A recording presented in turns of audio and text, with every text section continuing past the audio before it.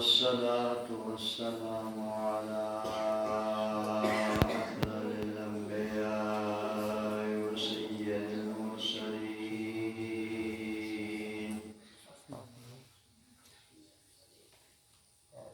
شفيع المذنبين رحمة للعالمين سيد الأولين والآخرين وعلى آله الطيبين الطاهرين وأصحابه المعظمين المكرمين أما بعد فأعوذ بالله من الشيطان الرجيم بسم الله الرحمن الرحيم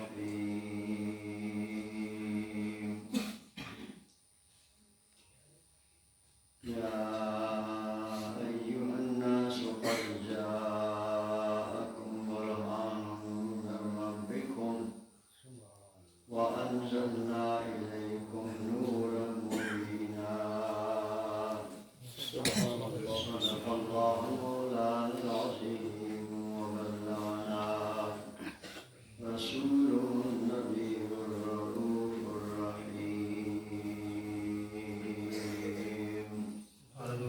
درود پاک پڑھی محبت سے صلی اللہ علیہ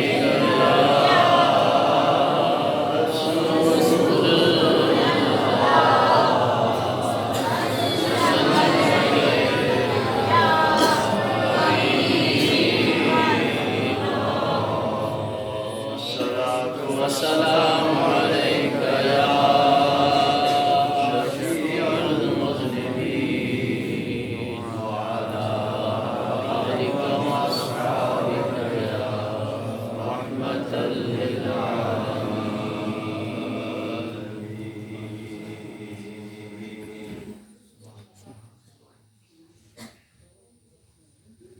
مولانا برکت علی صاحب نے بہت دفعہ اپنی محبت سے ٹیلیفون کیا، اشارہ کیا کہ مشکاف والے آپ کی تقریر سننے کے لیے بڑے بےتاب ہیں، آپ آ جائیں. تو ان کی ارشاد پر، ان کی دعوت پر، ان کی محبت کے اظہار پر، آپ حضرات کی محبت کی کشش پر میں حاضر ہوا. میں کوٹھے سے نہیں آیا ہوں، میں خانان سے آیا. صبح 9 بجے کا سفر کیا ہے، ابھی رات کے 9 بج رہے ہیں. تو اس لیے آپ کے سامنے مختصر سا گفتگو کرنا ہے، اور آپ جتنی دیر تک محبت سے بیٹھ کر سنیں گے، آپ کی محبت جو رنگ دکھائے گی اس کے مطابق آپ کی خدمت میں کچھ باتیں عرض کروں گا. سبحان اللہ.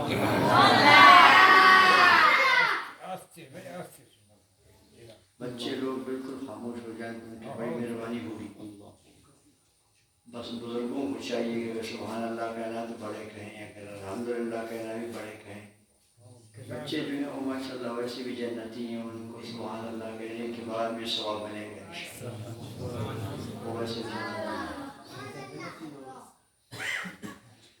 مولانا برکت علی صاحب الحمدللہ آپ کے علاقے کے لیے نعمت عظمیٰ ہیں، خدا تعالیٰ کی بڑی نعمت ہے. ان کو اللہ نے علم و عمل دیا ہوا ہے، ان کے اندر مسلک کا اور دین کا ایک جذبہ اللہ نے رکھا ہوا ہے. آپ حضرات تو ان کی برکتوں سے محفوظ ہیں، بد عقیدگی سے، بروں کی صحبت سے، بد عقیدوں کے اثرات سے. یہ سب ان کی برکتیں ہیں. اللہ تعالیٰ ان کی زندگی میں، ان کی حیات صحت میں اور برکتیں دے تاکہ آپ حضرات مزید ان کے حیات سے، ان کی زندہ شفقت سے مستفید ہوتے رہیں. آگے آج مولانا کی جگہ ہے.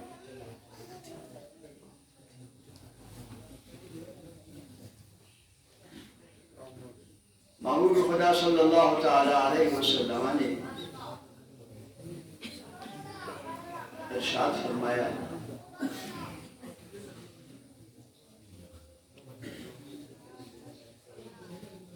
العلماء ورثۃ الانبیاء،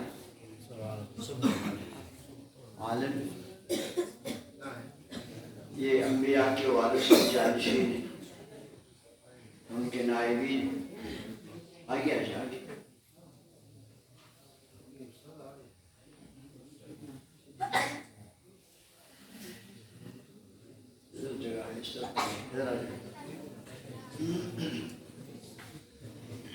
علماء کون سے؟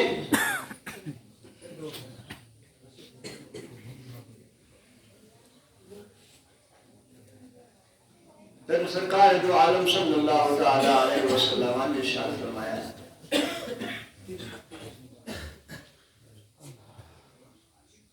ایک علماء ربانیین ہوتے ہیں، ایک علماء سو ہوتے ہیں. سب علماء کے نام سے برابر نہیں ہیں. آپ کو یہ پہچان ہونی چاہیے. عالم کہہ کے سب کو آپ ایک نظر سے نہ دیکھیں. عالم کہہ کر سب کو آپ ایک پلڑے میں نہ ڈالیں. یہ علم جناب رسول اللہ کی امت کے لیے ایک بخشش ہے. جو اللہ کے پیارے رسول صلی اللہ علیہ وسلم کی ذات اقدس سے اور آپ کے فیض و برکات سے جن کو علم نصیب ہوا ہے وہ علماء ربانیین ہیں، علماء حق.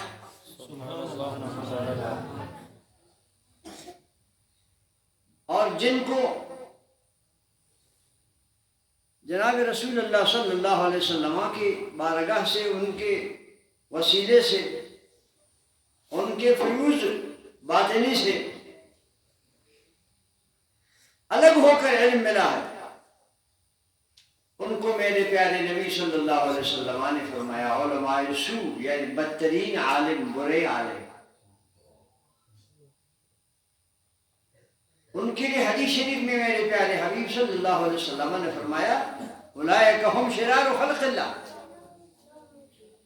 جو بد عقیدہ اور بد عمل علماء ہیں، بد راستے پہ، باطل عقیدے پہ، میرے پیارے نبی صلی اللہ علیہ وسلم فرمایا ہم شرار خلق اللہ ہے. شرار الناس فرماتے تو بھی بات تھی، انسانوں میں برے نہیں. اگر حضور یہ فرماتے ہیں کہ شرار الناس، علماء سو بد عقیدہ جو ہیں وہ لوگوں میں برے سے برے لوگ ہوتے ہیں، تو پھر یہ اچھی بات تھی نہیں. بد عقیدہ اور برے علماء کے لیے میرے محبوب نے کیا فرمایا اولئک ہم شرار خلق اللہ. اللہ کی سب مخلوق میں سب سے بدتر. مخلوق کس کو بولتے ہیں؟ انسان کو نہیں بولتے. مخلوق کے اندر گدھا بھی ہے، مخلوق کے اندر بیل بھی ہے، مخلوق کے اندر بھیڑ بکری بھی ہے، خدا کی مخلوق کے اندر کتا بھی ہے، خدا کی مخلوق میں بلی بھی ہے. یعنی جانور جو بد سے بدتر ہیں، بد عمل و بد عقیدہ علماء ان جانوروں سے بھی بدتر ہیں. اولئک ہم شرار خلق اللہ. یہ سرکار کے الفاظ ہیں، حدیث شریف میں الفاظ ہیں. اس لیے میں آپ کو عرض کر رہا ہوں کہ عالم سب کو ایک پلڑے میں ڈالیں. آپ یہ عالم ہے، فلانا صاحب عالم ہے، ہمارے سائیں عالم ہے، ہمارے امام ہے، عالم ہے، ہمارے پیشوا ہے. یہ نہیں کہو. نبی کہے وہ سب جانوروں سے بدتر اور آپ کہیں اس کو سائیں، تو آپ نبی کو کیا جواب دیں گے؟ آپ اس لیے آپ کو عرض کر رہا ہوں علماء دو قسم بنائے میرے نبی نے فرمایا. کچھ ربانی ہوتے ہیں، کچھ شیطانی ہوتے ہیں. کوئی ربانی ہوتے ہیں، کوئی نفسانی ہوتے ہیں. کوئی علماء حق ہوتے ہیں، کوئی علماء باطل ہوتے ہیں.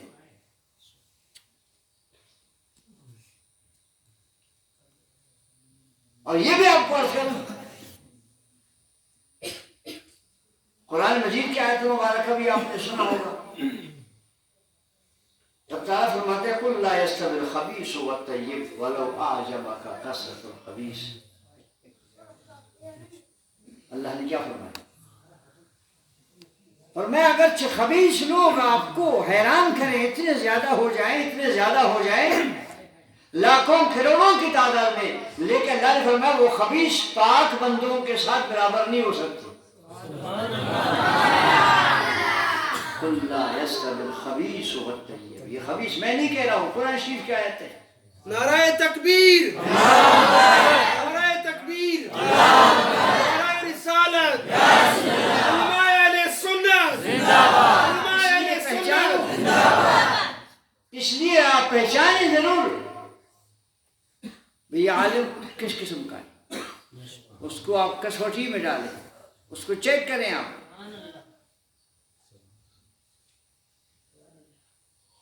اگر عقیدہ اس کا، مسلک اس کا، نظریہ اس کا باطل ہے، نبی سے دور ہے، ہٹ کر ہے، وہ علماء سو ہے، وہ بد علماء ہے، وہ علماء خبیث ہے، وہ طیب نہیں ہے۔ اس لیے جو میرے نبی نے فرمایا نا العلماء ورثۃ الانبیاء، عالم نبی کے وارث ہیں، اس سے مراد کون عالم؟ علماء ربانیین۔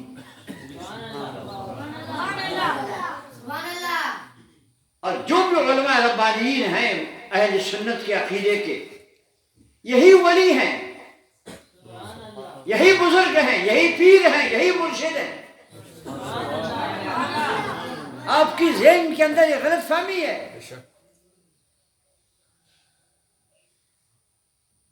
کسی کا کوئی 7 پیڑھی اوپر کوئی بزرگ گزرا ہے، آپ 7 پشتوں تک اس کے اولاد کو پیر کہتے ہیں، جبکہ وہ نماز نہیں پڑھتا ہے، جبکہ اس کے چہرے پہ سنت رسول بھی نہیں ہے، جبکہ قرآن کے لفظ کا ایک معنی نہیں جانتا ہے، اس کو پیر کہنا گناہ ہے۔ پیر وہ ہوتا ہے جو نبی کا وارث ہو، نبی کا وارث وہ ہے جو نبی کے قرآن کو جانے، جس کو قرآن کا ترجمہ نہ آتا ہو، جس کو رسول اللہ کے حدیث کا معنی نہ آتا ہو، اسے پیر کہنا ہی جرم ہے۔ وہ کائے کا پیر ہے؟ علم سے بے بار ہے، علم سے بے خبر ہے، قرآن سے بے خبر ہے، حدیث سے بے خبر ہے، بس سائیں ہے، سائیں نہیں ہو سکتا ہو۔ اگر بغیر علم کے کوئی سائیں ہو سکتا ہوتا تو میرے پیارے نبی صلی اللہ علیہ وسلم نے علماء کو نہ کہتا۔ جو علماء ہیں وہی اولیاء ہیں، وہی اولیاء وارث نبی ہیں۔ اس لیے میں آپ کو عرض کر رہا ہوں، مولانا برکت علی صاحب کو آپ دیکھتے ہیں کہ آپ کے گاؤں کا آدمی ہے، مشکاف کا ایک کھوسا ہے، مولوی صاحب نہیں، آپ کے یہ سمجھو آپ کے علاقے کے لیے پیر ہیں، مرشد ہیں، آپ کو رائے حق دکھا رہے ہیں، آپ کو سیدھا راستہ مستقیم بتا رہے ہیں، آپ کو باطل سے بچنے کا نسخہ بتاتے ہیں، آپ کو دل کی بیماریوں کے لیے علاج کرتے ہیں۔ دنیا کے ڈاکٹر و حکیم جسم کا علاج کرتے ہیں، علماء ربانیین دل کا علاج کرتے ہیں۔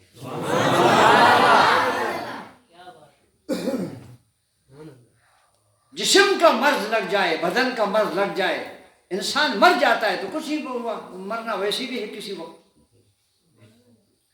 لیکن دل کا جو مرض لگ گیا اس کی یہ دنیا بھی تباہ ہو گئی اور وہ دنیا تباہ ہو گئی، جو اصل دنیا ہے وہ ختم ہو گئی۔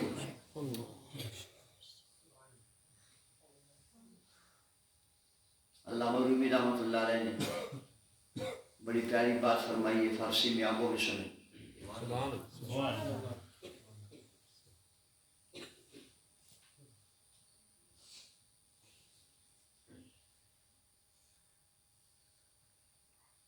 نعرہ تکبیر، نعرہ رسالت،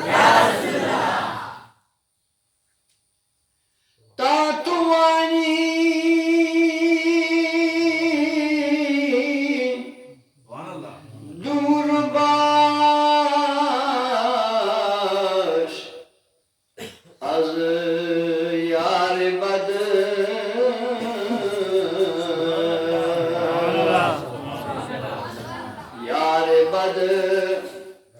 بدتر بود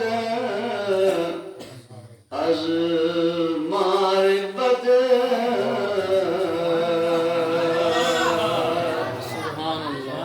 فرماتے ہیں جس کے ساتھ آپ کی دوستی ہے وہ اگر برا ہے، غلط ہے، گندا ہے، بد عقیدہ ہے، وہ سانپ سے بھی زیادہ خطرناک ہے۔ جتنا سانپ سے ڈرتے ہو، بھاگتے ہو، جبکہ ہمارے نبی نے کیا فرمایا؟ پرسوں ترسوں نے بچوں کو پڑھا حدیث شریف، پیارے محمد صلی اللہ علیہ وسلم نے دیکھا، فرمایا سانپ جہاں مل جائے اس کو فوراً مارو، سانپ کو زندہ مت چھوڑو۔ آپ نے ارشاد فرمایا ما سالمناہم مذ حاربناہم، جب سے ہماری پیدائش ہے سانپ سے ہماری جنگ ہے، اس سے ہماری صلح نہیں ہے۔ اور آپ نے ارشاد فرمایا جس نے سانپ کو دیکھا اور نہیں مارا اس ڈر سے، جیسے ہمارے اندر بہت سے لوگوں میں یہ مشہور ہے، اس کا جوڑی آئے گا پھر مارے گا مجھے۔ حضور نے فرمایا جس نے جوڑی کی ڈر سے سانپ کو نہیں مارا وہ میرے مذہب دین میں نہیں ہے۔ مارو اس کو، چھوڑو نہیں، اس کی جوڑی کی ڈر سے نہیں اس کو چھوڑنا چاہیے۔ عرض کر رہا ہوں کہ سانپ اتنا خطرناک نہیں ہے جتنا بدعقیدہ دوست خطرناک ہے۔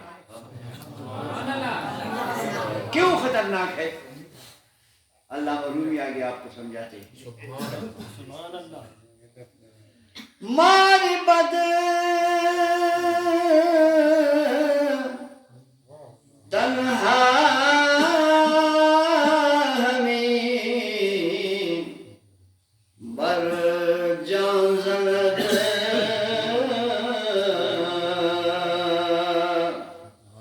یار بد بر دین بر ایمان زند۔ سانپ نے ڈس مارا تو جان نکل جائے گی، کوئی اور نقصان نہیں ہوگا، لیکن گندا ساتھی، بد عقیدہ عالم، بد عقیدہ صحبت کرنے والا اگر آپ کے ساتھ لگ گیا وہ تمہارا دین بھی شٹ کرے گا تو ایمان بھی شٹ کرے گا، تمہارے لیے کچھ نہیں بچے گا۔ اس لیے فرمایا یار بد بدتر بہت از مار بد، سانپ سے اتنا خطرہ نہیں ہے جتنا برے ساتھی سے خطرہ ہے۔ تو سنیں میری گزارش ہے، میرے پیارے محبوب صلی اللہ علیہ وسلم فرمایا علماء وارث ہیں نبی کے، تو یہ کون سے علماء ہیں؟ یہ علماء ربانیین ہیں، علماء اہل سنت ہیں، جو یا رسول اللہ کا ہمیشہ صدا بلند کرتے ہیں، جن کا ورد زبان ہے الصلاۃ والسلام علیہ یا رسول اللہ، جو اٹھتے بیٹھتے ہیں نبی کو یاد کرتے ہیں، امت کو نبی کے محبت کا پیغام دیتے ہیں، امت کو نبی سے نزدیک کرتے ہیں، یہ ہیں وہ علماء ربانیین جن کو میرے نبی نے فرمایا یہ نبیوں کے وارث ہیں۔ اس لیے آپ کو سب علماء کو ایک نظر سے نہیں دیکھنا چاہیے، سب کو ایک پلڑے سے نہیں دیکھنا چاہیے، سب کو ایک فکر میں نہیں دیکھنا چاہیے، ہر ایک کا مقام اپنا ہے، الگ ہے۔ اگر نیک ہے، صالح ہے، نیک عقیدہ ہے، سنی العقیدہ ہے، عشق نبی رکھتا ہے، محبت نبی کا پیغام دیتا ہے، یہ ہے وہ جس کو نبی نے اپنا وارث قرار دیا ہے۔ اور جو اس سے ہٹ کر ہے اس سے بچے، اپنے عقیدے کو بچائیں، اپنے اولاد کو بھی بچائیں۔ نبی کون ہے؟ نبی وہ ذات ہے کہ جس کی برکت سے ہمارا ایمان ہے، جس کی برکت سے ہماری نجات ہے، جس کی برکت سے ہماری آخرت ہے، جس کی برکت سے ہمیں رب کی بارگاہ میں قرب ملے گا۔ نبی ہمیں رب سے نزدیک کرنے والی ہستی کا نام ہے۔ نبی نہ ہو تو بندہ رب سے بیگانہ ہے، نبی نہ ہو تو بندہ رب تعالیٰ سے دور ہے۔ نبی بیچ میں ایک واسطہ ہے جس کی برکت سے انسان رب کے قریب پہنچ سکتا ہے۔ دوستو یہ نبی ہے تو ایمان ہے، نبی کی محبت ہے تو ایمان سلامت ہے، نبی ہے تب تو ابھی تک ہمارے دلوں میں چراغ ایمان روشن ہے۔ یہ آپ کو یہ نسخہ یہ علماء اہل سنت بتاتے ہیں، جو بیٹھے ہوئے آپ کے چاروں طرف، یہ نسخہ آپ کو یہ بتاتے ہیں جس سے دل کا علاج ہوتا ہے۔ ایک ڈاکٹر کے پاس جاتے ہو جس کا وضو بھی نہیں ہے،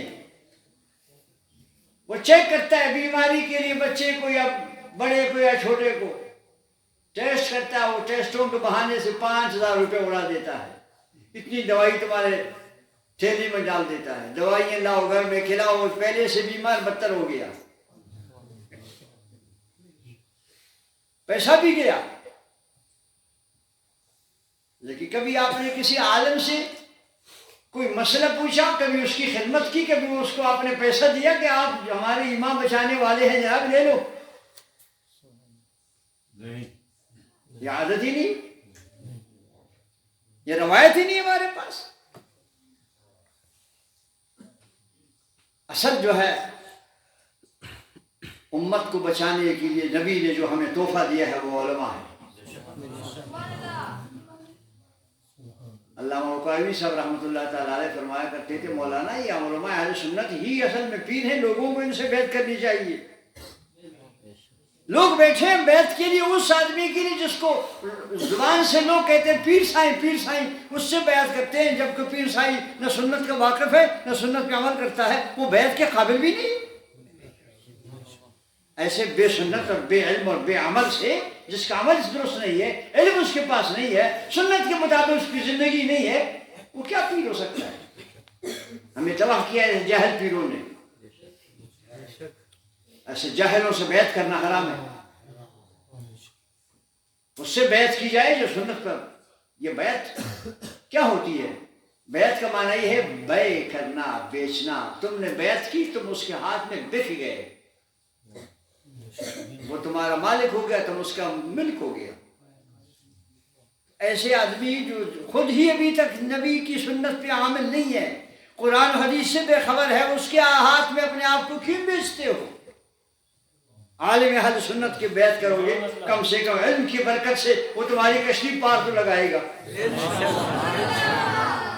اس لیے علماء اہل سنت کی قدر کریں دوستو۔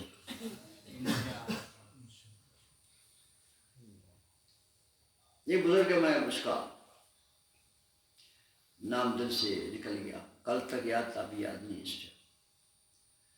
اس نے جناب ایک دن اپنے خادموں کو بھیجا، وہ خود بڑا سخی تھا، اپنے خادموں کو بھیجا کہ گاؤں میں غالباً بخارا شریف کا بزرگ تھا،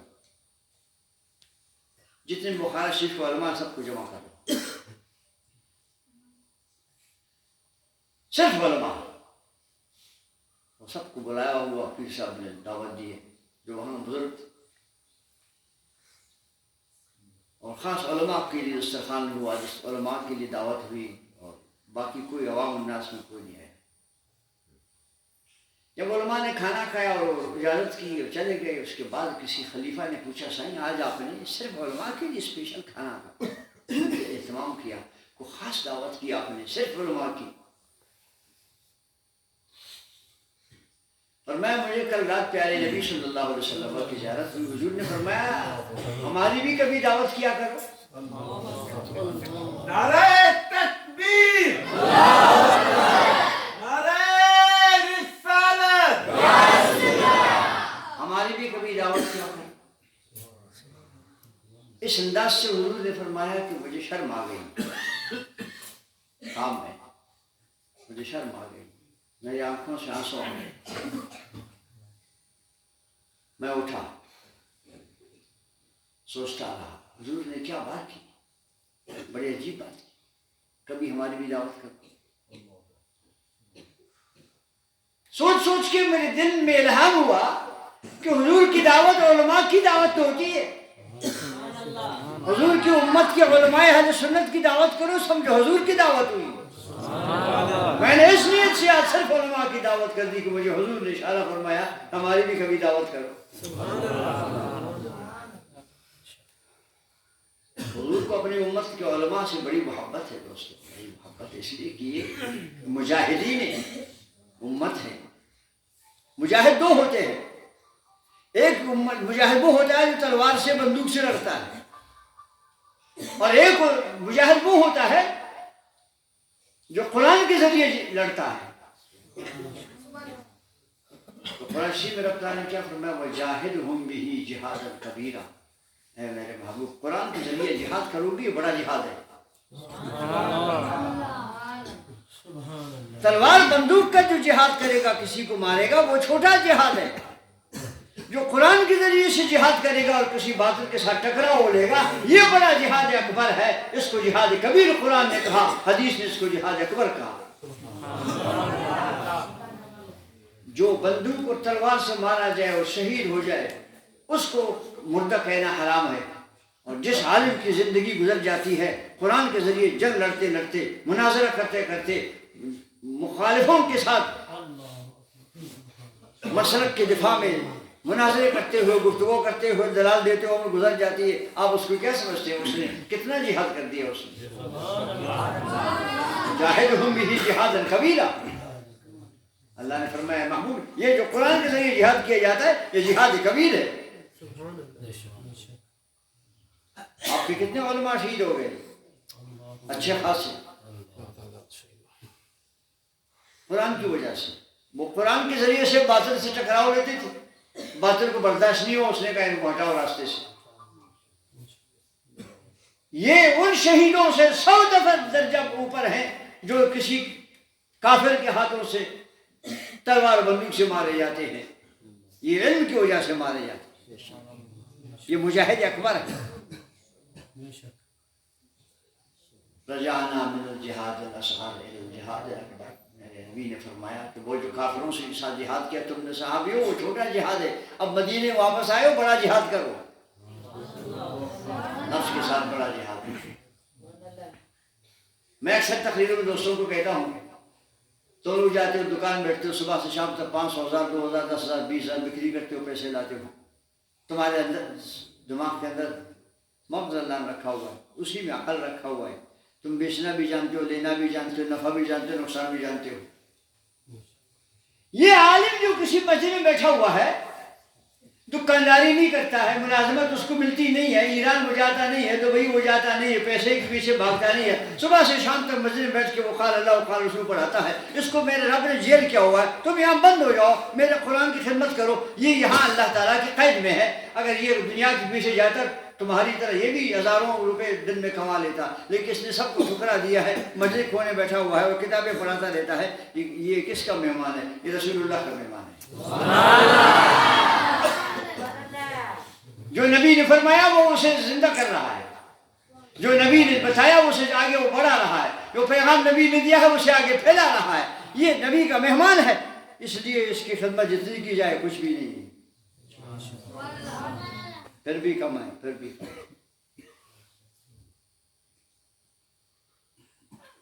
تیمور بازی نواب تیمور مشہور ہے، بخارا شریف کا وہ حاکم امیر تیمور،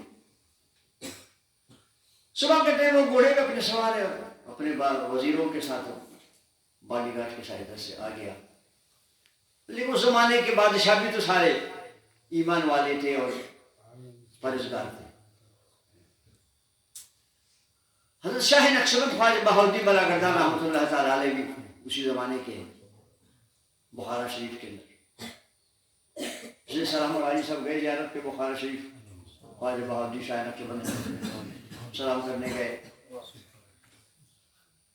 تو امیر تیمور اپنے فوج اپنے وزیروں کے ساتھ گھوڑے پہ سوار گزر رہا تھا، ادھر خواجہ بہاؤالدین شاہ نقشبند رحمۃ اللہ تعالیٰ کے خادمون حضرت کے بستر کو ایسے جھاڑ رہے تھے، صفائی کے لیے کمبل تھا یا لحاف تھا، غذائی تھی، اس کو جھاڑ رہے تھے، اس سے مٹی اٹھ رہی تھی۔ نواب امیر تیمور کھڑا ہو کے اپنے گھوڑے پر بیٹھ کے سب سے کہا کھڑے ہو جاؤ، کھڑے ہو جاؤ۔ پوچھا انہوں نے کہ کیا بات امیر صاحب؟ فرمائیے جس کا بستر جھاڑا جا رہا ہے، صفائی اس کی ہو رہی ہے، جس کے گرد اٹھ رہے ہیں، یہ گرد ہمارے منہ میں آ جائے شفا ہے۔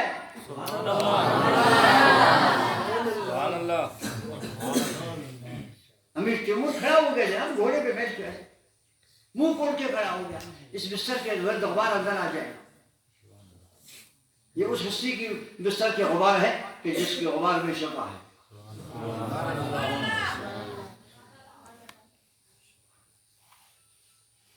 کیا نبی نے مہربانی فرمائی. موسیٰ علیہ السلام خالی 40 دن اپنی امت کو بٹھا کے نمازی بنا کر، مسلمان بنا کر، دیندار بنا کر امت کو ٹھیک ٹھاک راستے پہ ڈال دیا. فرعون کو ختم کر دیا، دشمن گیا، پلیت لوگ سب مر گئے، سب نیک رہ گئے. اب موسیٰ علیہ السلام فرمایا تم لوگ بیٹھو، مجھے اللہ پاک نے بلایا ہے، میں جاؤں گا کوہ طور سے تمہارے لیے تورات شریف لاؤں گا، قرآن مجید. ایک نبی ہارون علیہ السلام کو فرمایا تم بیٹھو ان کو سنبھالو. 1 مہینہ اور 10 دن اوپر اس کو کہتے ہیں چلہ. یہ جو آج کے چلہ مشہور ہے، یہ چلہ گمراہی کا، وہ چلہ رحمت کا تھا. یہ گمراہی کا چلہ ہے، جو اس چلے میں جاتا ہے سب کچھ گوا کے آتا ہے.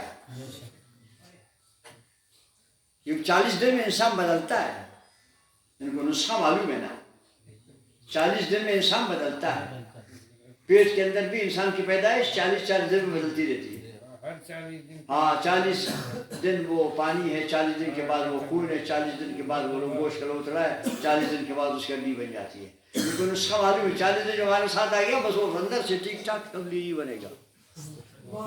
پھر یہ نہ باپ کا ہوگا، نہ ماں کا ہوگا، نہ گھر کا ہوگا، بس ادھر بستر کندھے پہ ہوگا، چلتا رہے گا ہمارے ساتھ. بچوں مسلمانوں ان کی صحبت سے،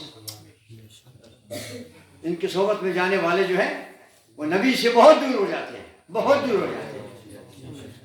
مجھے اچھی طرح یاد ہے 1900 غالباً 78-79 کی بات ہے. گمگوش شریف میں ہم گئے، ہمارے بزرگ تھے، ہمارے مستوں کی کافی عوام ان کی مرید تھی، ان کے ساتھ میں گیا. اس کو کہتے پیر، زندہ پیر کہتے تھے اس کو. بڑے عمر رسیدہ تھے، اچھی خاصی خوبصورت داڑھی شریف تھی اس کی، اور پوری رات بیٹھا ہوتا تھا، سوتا نہیں تھا. کبھی رات کے 1 بجے بلایا، کسی کو 2 بجے بلایا، کسی کو 3 بجے بلایا. 12 بجے اس کی عشاء کی جماعت ہوتی تھی روزانہ، اور 2 بجے پھر تہجد کے لیے اٹھنا. تو ہم گئے رات کو، پتہ نہیں کیا ٹائم تھا، یاد نہیں آ رہا ہے مجھے، 2 بجتا 1 بجتا. اس کی زیارت کے لیے ہم بیٹھے تھے، مسلم والے ساتھی ہمارے بیٹھے ہوئے تھے. ایک پنجاب کا اس کا مرید آیا، ہاتھ ملایا، پیچھے بیٹھ گیا. اس کا مرید تھا پہلے سے. اس سے پوچھا پیر صاحب نے تو بہت دنوں کے بعد نظر آئے، کہاں گئے تھے؟ اس نے کہا حضرت میں ذرا ان تبلیغ والوں کے ساتھ کچھ دن گیا اپنی نماز ٹھیک کرنے کے لیے. یہ ہمارے سنی ہے نا بیچارہ، مرید بھی ہوتے ہیں پھر بھی نہ بے خبر ہوتے ہیں، بھاگتے رہتے ہیں. اس کو پتہ نہیں پیر صاحب کی عقیدہ کیا ہے، اس کا نظریہ کیا ہے. میں گیا تھا اپنی نماز ٹھیک کرنے کے لیے کچھ دن تبلیغ والوں کے ساتھ. تو مجھے وہ پیر صاحب کے لفظ ابھی تک یاد ہے. فرمایا احمق، ایمان بیچ کے نماز نہیں خریدنی ہے. ہاں پیر صاحب نے فرمایا احمق، ایمان بیچ کے نماز نہیں خریدنی. تم نے ایمان بیچ دیا، نماز خریدی کیا کیا؟ بات یہ ہے دوستو، جو ان بدعقیدوں کے صحبت میں جاتا ہے 4 مہینہ اور 6 مہینہ اور سال، اس کے اندر پھر نبی کی محبت کی خوشبو ختم ہو جاتی ہے، پھر وہ خشک رہ جاتا ہے. بھلے پھر نماز پڑھتا رہے، ٹھیک ٹھاک صوفی ہو جائے، داڑھی یہاں تک رکھے، 5 وقت جماعت میں نماز بھی پڑھتا رہے، شلوار بھی اونچی چڑھائے، سب کچھ کرے، اندر سے کوکلا نبی کی محبت دل سے نکل گئی. اس لیے ہم نصیحت کرتے ہیں سنیوں کو، جہاں بھی کوئی سنی ہے، میں تقریر کرتا ہوں، ان کو یہی پیغام دیتا ہوں، خدا کے واسطے ان سے بچو. نماز وضو کی لالچ میں ان کے ساتھ مت جاؤ. جو نماز وضو پہلے سے تمہیں اللہ نے خاندانی طور پہ نصیب کیا ہے وہی بس ہے تم کو. باپ بھی سنی تھا، دادا بھی سنی تھا، نمازی تھا. جو پہلے سے آپ کے پاس وضو ہے، نماز ہے، وہی اپنی جگہ کافی ہے.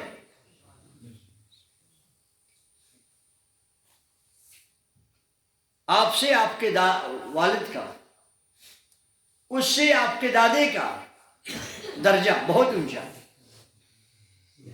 حالانکہ انہوں نے کبھی چلہ نہیں لگایا، کبھی انہوں نے کسی کے ساتھ سفر نہیں کیا نماز سیکھنے کے لیے، جو اپنی نماز تھی پڑھتے تھے، لیکن ان کا درجہ آپ سے ہم سے زیادہ ہے. وجہ کیا ہے؟ اس کی وجہ یہ ہے وہ جناب رسول اللہ صلی اللہ علیہ وسلم کے زمانے مبارکہ سے نزدیک تھی۔ جو بندہ 100 سال نبی کے زمانے سے نزدیک ہو جائے اس کی کتنی شان ہے۔ ہم اور آپ 100 سال پیچھے آ گئے نبی کے زمانے سے۔ وہ برکت اور وہ روحانیت نہیں ہے جو اس زمانے میں جن لوگوں میں جو پہلے لوگوں میں تھی، کیونکہ ان کا زمانہ نبی سے قریب تھا۔ وہ بڑے خوش نصیب لوگ تھے، بڑے صاحب ایمان تھے، سچے لوگ تھے۔ ایک نانوائی کی بات کروں آپ سے، نانوائی نان روٹی بیچنے والے، وہ گرم روٹی پکا کے ایک طرف رکھتا تھا، کل کی پرسوں کی باسی روٹی پرانی ہوتی تھی اس کو ایک طرف رکھتا تھا۔ باسی روٹی مہنگی دیتا تھا اور گرم تازہ روٹی سستی دیتا تھا، یہ 8 آنے میں، اور وہ پرانی روٹی کل پرسوں کو 1 روپے۔ تو کسی آپ جیسے عقل مند نے اس سے کہا کہ تم بڑے سادہ آدمی ہیں، بیوقوف ہوئے، مست ہو، تم کیا بناؤ؟ باسی روٹی لوگ ویسے بھی نہیں دیتے، مفت میں دو گے نہیں کھائے گا، تم وہ مہنگی بیچتے ہو اور یہ تازہ روٹی سستی بیچتے ہو، یہ کہاں کی عقل مندی ہے؟ اس نے کہا یہ سودا میں کرتا ہوں ان لوگوں کے ساتھ جن کے اندر عقل ہے، تم بے عقل ہو۔ یہ سودا وہ کرتے ہیں جن کے پاس عقل ہے، آپ کے پاس عقل نہیں ہے، جاؤ۔ اس نے کہا مجھے سمجھائیں کہ میں عقل کیسے نہیں ہے؟ اس نے کہا بات سمجھو نا، یہ روٹی جو کل پکی ہے وہ 24 گھنٹے رسول اللہ سے نزدیک ہے، یہ روٹی جو میں ابھی تنور سے نکالتا ہوں یہ 24 گھنٹے رسول اللہ کے زمانے سے پیچھے ہے، کہاں اس کی برکت اور کہاں اس کی برکت۔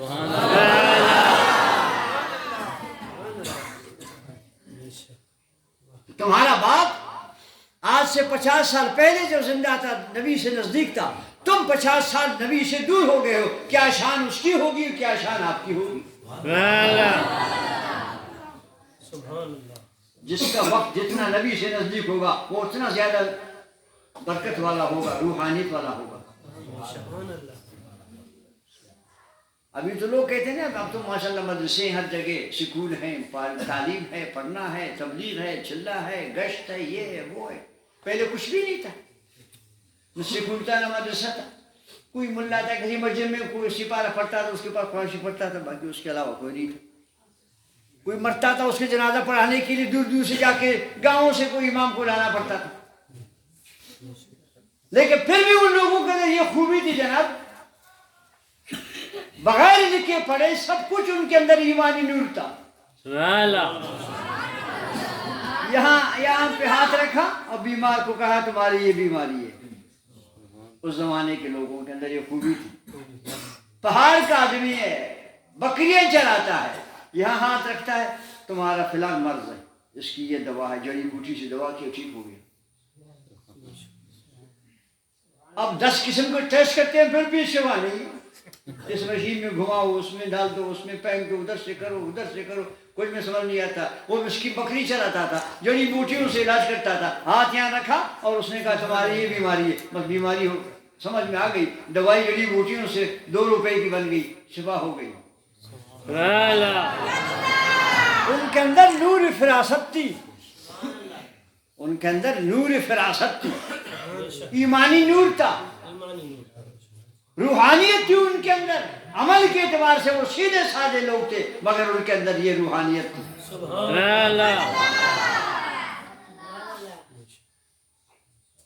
ایک آدمی جا رہا ہے، اس کے پیروں کا نشان دیکھا،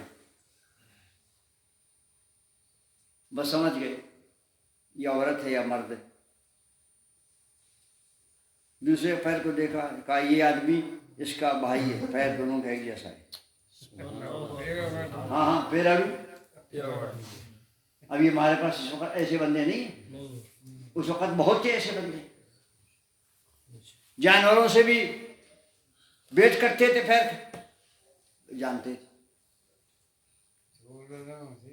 تو یہ فراست تھی، اس کو کہتے ہیں فراست باطنی،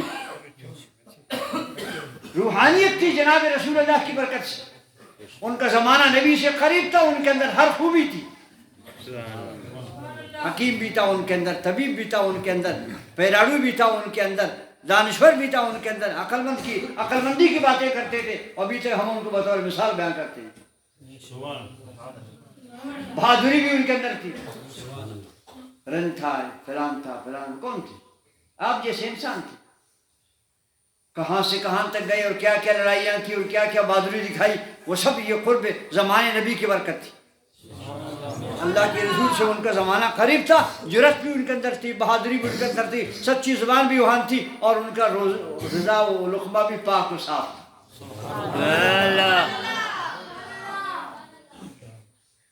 جب مشہور ہے آپ کے رن چاکر ادھر سے آیا تھا، ایران سے. یہ سب ایران کی سرزمین بڑی عجیب سرزمین ہے. آپ کتابوں میں دیکھیں جتنے علماء ہیں، تفسیر لکھنے والے، حدیث لکھنے والے، سب ایران سے آئے. سب ایران سے آئے. بزرگ جتنے ہیں، کوئی بخاری ہے، بخاری سبھی میں نہیں ہے. بخارا شریف وہ جناب شمال میں ہے، کسی زمانے میں ایران کے بارڈر کے ساتھ. نیشاپور سے آیا ہے، سمرقند بخارا سے آیا ہے، بلخ سے آیا ہے. دور دور کی دنیا سے بزرگ یہاں ہیں. وہاں کی سرزمین اتنی زرخیز. تو ہمارے علاقہ مشہور چاکر یہاں آیا، رات کو ٹھہرا. کچھ لوگوں نے کہا یہاں ٹھہرے، بہت اچھی جگہ، یہاں شکار کھیلنے کا بھی ہے اور مالداری کی اچھی جگہ. اس نے کہا تھوڑی سی مٹی لاؤ. مٹی تھوڑی سی منگوائی اس نے، ترازو میں ڈال دیا. پتہ نہیں اس نے آگے کیا تولنا تھا اس کو. کہنے لگے یہ مٹی بڑی ہلکی ہے، یہ لوگ بڑے ہلکے ہیں، چھوڑ دو جاؤ. یہ مٹی بڑی ہلکی لگ رہی ہے، یہاں کے لوگ بھی بڑے ہلکے مزاج کے ہیں، یہ کسی کام کے نہیں ہوں گے، اس مٹی میں نہیں بیٹھنا، یہاں سے چلو کوچ کرو اور کہیں. پرانے لوگوں میں جناب یہ عقل مندی کیوں تھی؟ اس وجہ سے تھی کہ ان کا زمانہ رسول اللہ سے قریب تھا. جس کا زمانہ میرے نبی سے قریب ہے وہ اتنا زیادہ پیارا ہے، اتنا زیادہ نورانی ہے، اتنا زیادہ ایماندار ہے. اس لیے آپ کو میں عرض کر رہا ہوں کہ جناب رسول اللہ صلی اللہ علیہ وسلم کی امت کے اندر جو علماء ربانیین ہیں، جو علماء اہل سنت ہیں، یہ رسول اللہ کا تحفہ ہے آپ کے لیے. تو موسیٰ علیہ السلام کا میں آپ کو بتا رہا تھا کہ وہ ایک چلہ کے لیے گیا تورات لینے کے لیے، پیچھے امت اس کی گمراہ ہو گئی جناب. بچڑے کا سجدہ شروع کیا، گائے کے بچے کا سجدہ شروع کیا. 1 مہینے کے بعد وہ موسیٰ علیہ السلام کا سمجھانا، بتانا، ہدایت کرنا، تقریریں کرنا، واز کرنا، معجزے دکھانا. کیا معجزہ تھا موسیٰ علیہ السلام کا عظیم الشان. اتنی سی لاٹھی معمولی سی پھینک دے جناب اس لاٹھی کو، وہ اتنا بڑا اژدہا ہو جائے، 80 فٹ کی دیوار کو منہ میں لے لے. اس نبی کے جانے کے بعد اس کی امت کافر ہو گئی 1 مہینے کے اندر. تم ذرا اپنے نبی کے نام پر قربان ہو جاؤ. 1500 سال ہو گیا، ابھی تک امت الحمدللہ ہدایت پر ہے.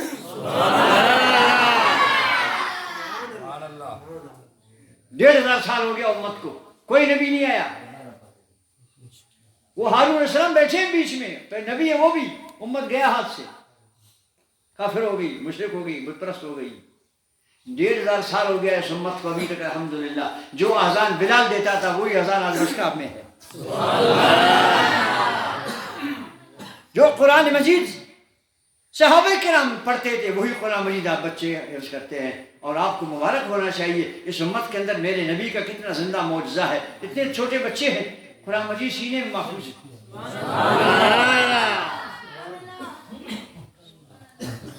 میرا نبی نے فرمایا میں نے زمین سے کہہ دیا اے قبر کی زمین، جب میرے قرآن کا یاد کرنے والا حافظ جب تیرے اندر آ جائے تو اس کو چھیڑنا نہیں. تو زمین نے جواب دیا حضور جس کی پیٹ میں تیرا قرآن ہے میری طاقت ہے میں اس کو کھاؤں. کیا شان ہے حافظ قرآن کی، قاری قرآن کی، اشراف الامت ہے. میرے نبی نے فرمایا حملۃ القرآن اشراف الامت ہے. جو قرآن کے عامل ہیں، قرآن پہ عمل کرنے والے ہیں، قرآن کے پڑھانے والے ہیں، قرآن کو آگے اشاعت شائع کرنے والے ہیں، یہ امت کے اشراف ہیں، یہ امت کے اچھے لوگ ہیں. تو جو کام جناب آپ کی گزشتہ امتوں میں نبیوں نے کیا تھا، وہ اپنی قرآن ان کو نبیوں کو یاد ہوتا تھا، امتیوں کو نہیں ہوتا تھا. وہ بھی کوئی ایک نبی، اکے دکے نبی ایسے ہوتے جن کو تورات شریف یاد ہے، سب کو نہیں ہے. کمال اپنی نبی کا دے کے معجزے کا آج ان کی امت کے اندر بچے جو ہیں وہ قرآن شریف کے حافظ ہو رہے ہیں، بچیاں حافظ ہو رہی ہیں. معجزہ ہے سرکار کا. یہ میرے نبی کا معجزہ ہے. جو کام میرا رب پہلے نبیوں سے لیتا تھا اب اس امت کے لیے میرا رب وہی کام امت کے علماء سے لے رہا ہے. حافظ نعرہ تکبیر، نعرہ رسالت، نعرہ تکبیر، نعرہ رسالت، امہ اہل سنت، امہ اہل سنت، امہ اہل سنت. 1500 سال ہو گیا اس امت کو جناب، کوئی نبی نہیں آیا ہے کیونکہ ہمارا نبی خاتم النبیین ہے. خاتم النبیین ہے، کوئی نبی نہیں آیا. مگر دین میں کوئی ٹیڑھا پن نہیں ہے، دین میں کوئی غلطی نہیں ہے. قرآن اسی طرح محفوظ ہے، دین اسی طرح محفوظ ہے، نمازیں اسی طرح محفوظ ہے. یہ معجزہ ہے حضور کا، پر برکت ہے امت کے اولیاء کی. کیا انتظام کیا نبی نے آپ کے لیے ہمارے لیے. جیسے نا کوئی بندہ بلا تسبیح جاتا ہے حج پڑھنے کے لیے تو پیچھے کسی لائق آدمی سے کہتا ہے میرے زمین سنبھالنا، میرے یہ جانور ہیں، بچے میرے چھوٹے ہیں تو میرے کھیتی کو بھی سنبھالنا، میرے دکان کے کاروبار کو سنبھالنا، میں حج پڑھنے جا رہا ہوں 3-4 مہینے لگیں گے واپس آؤں گا. کسی کو اپنے کام اور اپنی ذمہ داریاں سنبھالنے کے پیغام دے کے کسی شریف آدمی کو جاتا ہے. کیا احسان نبی کے ہم پر. فرمایا دنیا سے میں پردہ کروں گا لیکن تمہیں ایسے نہیں چھوڑوں گا کہ تم لاوارث ہو جاؤ گے.